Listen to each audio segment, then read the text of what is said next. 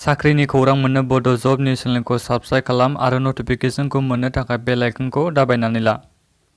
Hello friends, welcome back to the channel. नोंथांमोनखौ गिबियावनो बड' जब निउस चेनेलाव बयखौबो बरायफिननाय जाबाय आरो दिनै बे मोनसे गोदान भिडिअ नोंथांमोनखौ बयखौबो बरायफिननाय जाबाय। जोंहा दिनै BPNL नि रिक्रुटमेन्ट ओंखारना दंफैयो। बे रिक्रुटमेन्टनि बागैनो आं नोंथांमोननो बे भिडिअखौ खोन्थानो सानदों। बेनिखायनो नोंथांमोना भिडिअखौ जोबजासिम नायबानो जाबाय आरो नोंथांमोननिसिम आंनि मोनसेल' रिक्वेस्ट, नोंथांमोना सोरबाफोर आंनि चेनेलाव गोदानै फैदोंबा अन्नानै चेनेलखौ साबस्क्राइब खालामना हो आरो लोगोसे बेल आइकनखौ दाबायनानै लाबानो जाबाय। नोंथांमोना जबनि नटिफिकेशनखौ गोख्रै मोननो हागोन। नटिफिकेशनखौ दाबायना लायोबा बेहाय जोंहा गासै टटेल पस्टआ बे रिक्रुटमेन्टनि थाखाय BPNL बे रिक्रुटमेन्टनि थाखाय जा टटेल पस्टआ दङ 3348। बेनिनो माखासे पस्टनि नाम होदों, जेरै जोंहा सेल्स एसिस्टेन्ट दङ, सेल्स डेभेलपमेन्ट अफिसार्स दङ आरो आदार पस्ट माने जोंहा आरो गुबुन पस्टफोर दङ। आं बेखौनो नोंथांमोननो दायो खोन्थानोसै। जोंहा बिनि एप्लाइनि जोंहा लास्ट डेटआ माबायाव दङ। Last date for submission of application जोंहा अनलाइन एप्लाइआ 31 आगष्टसिम थागोन। नोंथांमोना 31 आगष्टनि सिगां एप्लाइ खालामनो नाजाबानो जाबाय। बेहाय BPNL नि माखासे रिक्रुटमेन्ट भेकेन्सिनि डिटेल्स होनाय दङ, जेरै जोंहा बे नाम्बार 1 पस्टआ माबानिनो सेल्स एसिस्टेन्ट। बे सेल्स एसिस्टेन्टनि गासै जोंहा टटेल पस्ट दङनो 2700। जोंहा बे सेल्स एसिस्टेन्टनि थाखाय टटेल पस्टआ 2700 दङ। नोंथांमोना एप्लाइ खालामनो हागोन। बे सेल्स एसिस्टेन्टनि थाखाय जोंहा टटेल पस्टआबो गोबां दंखायो, 2700 दङ। सेकेन्ड नाम्बारा जोंहा सेल्स मैनेजार। बे सेल्स मैनेजारनि थाखाय जोंहा गासै टटेल पस्टआ होनाय दं बेहाय 108 गासै जोंहा टटेल पस्ट दङ बे सेल्स मैनेजारनि थाखाय। 3 नाम्बाराव जोंहा दङ सेल्स डेभेलपमेन्ट अफिसार। बे सेल्स डेभेलपमेन्ट अफिसारनि थाखाय जोंहा टटेल पस्टआ दङनो 5400। जोंहा बे सेल्स डेभेलपमेन्ट अफिसारनि थाखाय जोंहा गासै टटेल पस्ट दङ। बेहाय आरो बिनिनो माखासे एलिजिबल क्राइटेरिया होनाय दं। बेफोर माखासे जबनि थाखाय जेनेबा sales manager, sales assistant, development officer बे साख्रिनि थाखाय नोंथांमोना माबोरै एप्लाइ खालामनो हागोन, जेनेबा नोंथांमोननि फरायनाया बेसेबां जानो नांगोन बेखौ बेहाय होनाय दङ। एलिजिबल क्राइटेरियाखौ होनाय दङ। आं बेखौनो नोंथांमोननो दायो खोन्थानो सानबाय। बे जोंहा फार्स्ट नाम्बारावनो दंमोन सेल्स एसिस्टेन्ट। बे सेल्स एसिस्टेन्टनि साख्रिनि थाखाय एप्लाइ खालामनो थाखाय नोंथांमोननि फरायनाया मेट्रिक पास जानाय जानांगोन। माने नोंथांमोना 10th पास जानाय जानांगोन, अब्लासो नोंथांमोना बे साख्रिनि थाखाय एप्लाइ खालामनो हागोन। ओमफ्राय सेकेन्ड नाम्बार जेनेबा सेल्स डेभेलपमेन्ट अफिसार। बे साख्रिनि थाखाय एप्लाइ खालामनो थाखाय नोंथांमोननि फरायनाया जानांगोननो 12th, माने नोंथांमोना हायार सेकेन्डारि पास जानाय जानांगोन। नोंथांमोना जुदि हायार सेकेन्डारि पास जाबायबा नोंथांमोना बे सेल्स डेभेलपमेन्ट अफिसार साख्रिनि थाखाय नोंथांमोना एप्लाइ खालामनो हागोन। जोंहा थार्ड नाम्बारा जेरै सेल्स मेनेजार। नोंथांमोना बे सेल्स मेनेजार साख्रिनि थाखाय एप्लाइ खालामनो थाखाय नोंथांमोननि फरायनाया जानांगोन बेचलर्स डिग्री। नोंथांमोना जुदि बेचलर डिग्री पास जाबायबा नोंथांमोना बे सेल्स मेनेजार साख्रिनि थाखाय एप्लाइ खालामनो हागोन।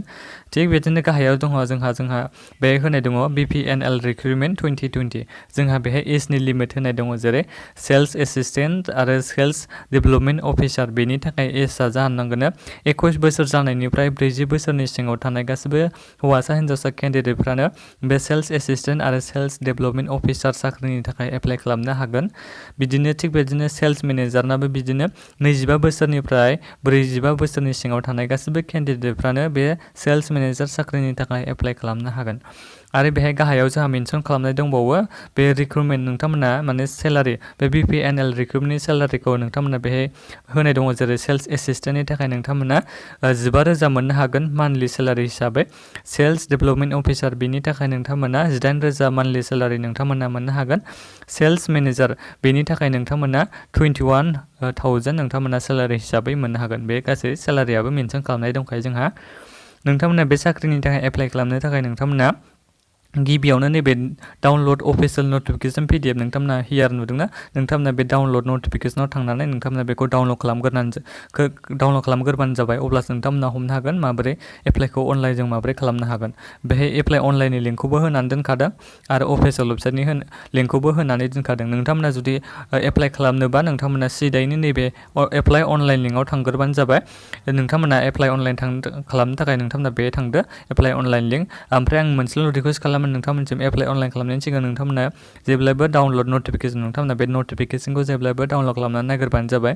नटिफिकेशनाव जोंहा गासैबो डिटेल्सआ होनाय थायो माबोरै जों अनलाइन एप्लाइ खालामनो हायो। बेनिखायनो नोंथांमोना नटिफिकेशनखौ डाउनलड खालामनानै नागिरदो। बेनि उनाव नोंथांमोना एप्लाइ अनलाइनाव थांनानै एप्लाइ अनलाइन खालामहैबानो जाबाय। आं दायो नोंथांमोननो खोन्थानोसै जों माबोरै एप्लाइ अनलाइन खालामनो हायो। नोंथांमोना बे गिबियावनो बे एप्लाइ अनलाइनाव थांबानो जाबाय। आं गिबियावनो नोंथांमोननो देखायग्रोनोसै बे एप्लाइ अनलाइनाव थांनानै। आं दायो एप्लाइ अनलाइनाव फैबाय। एप्लाइ अनलाइनाव फैनाय लोगो लोगो नोंथांमोना डाइरेक्ट बे एप्लाइ अनलाइननि मोनसे लिंकआव मोनहैगोन। डाइरेक्ट नोंथांमोना बे अनलाइन एप्लाइ खालामनायनि अपसनाव डाइरेक्ट बे एप्लिकेसन फर्माव नोंथांमोना मोनहैगोन। अनलाइन एप्लिकेसन फर्माव नोंथांमोना बे भेकेन्सिनि PDF नोंथांमोना नटिफिकेसनखौ बे भेकेन्सि PDF नोंथांमोना बे थुना होबा नोंथांमोननि नटिफिकेसनाबो डाउनलड जागोन। जेनेबा नोंथांमोना बबे मोनसे जबनि थाखाय एलिजिबल नोंथांमोना बे जब टाइपखौ सेलेक्ट खालामबानो जाबाय। जेनेबा दहाय दंमोन ना सेल्स एसिस्टेन्ट, सेल्स मेनेजार बे दंमोन ना नोंथांमोना बेखौ सेलेक्ट खालामबानो जाबाय बेहाय। नोंथांमोना जुदि ओमफ्राय बेहाय क्वालिफिकेसन नोंथांमोननि फरायनाया बेसेबां जाखो मेट्रिक पासबा मेट्रिक पास होदो, माबा 12th पास जाबायबा हायार सेकेन्डारि पास जाबायबा नोंथांमोना बेखौ बेहाय सेलेक्ट खालामबानो जाबाय। बेहाय नाम होनांगोन, नोंनि नामखौ होनांगोन, बेजों लोगोसे मबाइल नाम्बार, फादार नङाबा हासबेन्डनि नेम होनांगोन, फादारनि मबाइल नाम्बार होनांगोन बेहाय, बिफानि मबाइल नाम्बारखौ, ओमफ्राय नोंनि बे डेट अफ बार्थखौ बेहाय होनांगोन। बेजों लोगोसे इमेल एड्रेसखौ नोंथांमोना बेहाय होनांगोन। बेहाय गावनि एड्रेसखौ होनो नांगोन। स्टेटखौ नोंथांमोना सेलेक्ट खालामबानो जाबाय। बेजों लोगोसे डिस्ट्रिक्टखौबो नोंथांमोना बेहाय सेलेक्ट खालामदो। बेहाय ओमफ्राय बे तेहसिल नोंथांमोना बे अबे एरियायाव गोलैयो बेखौ नोंथांमोना सेलेक्ट खालामबानो जाबाय। डिस्ट्रिक्टखौ सेलेक्ट खालामनाय लोगो एरियाबो बेहाय फैखागोन, नोंथांमोना बेखौ सेलेक्ट खालामबानो जाबाय। ग्राम पन्सायत नोंथांमोना बेखौबो सेलेक्ट खालामबानो जाबाय। बेनि उनाव नोंथाङा गावनि जायगानि बे पिन क'डखौ नोंथांमोना बेहाय होनांगोन। बेजों लोगोसे नोंथांमोना बेहाय फट' इमेज नोंथांमोना बेहाय आपल'ड खालामनांगोन। नोंथांनि बे फट'खौ नोंथांमोना बेहाय पासपर्ट साइज फट'खौ नोंथांमोना आपल'ड खालामनांगोन। नटिफिकेसनाव गिबियाव नायग्रोदों नोंथांमोना बेसेबां